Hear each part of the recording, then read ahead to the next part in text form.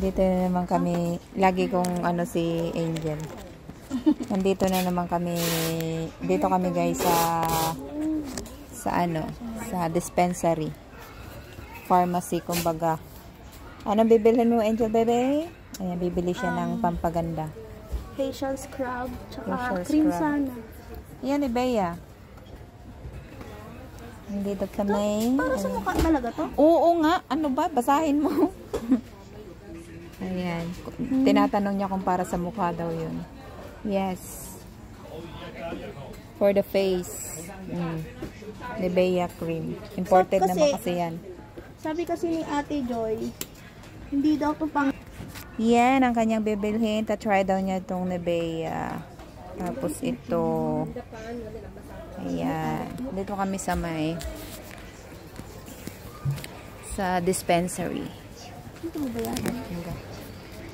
Ayan si Angel baby. Ano nabili mo, Angel? Yo. Oh, yan. Sige na, magbayad ka na doon. Magbabayad na siya mga pangga. Yan, nagbabayad na yung aming Angel baby. Magbabayad na siya. Yan, ito yung dispensary nila dito. Yan, maraming bibilhin. Tapos ka na, Angel baby? Yes. Wala kaming tatambay dito sa McDonald's. Ang daming tao. Nagtitingin kami kung may space. Mga pangga. Pausa ko.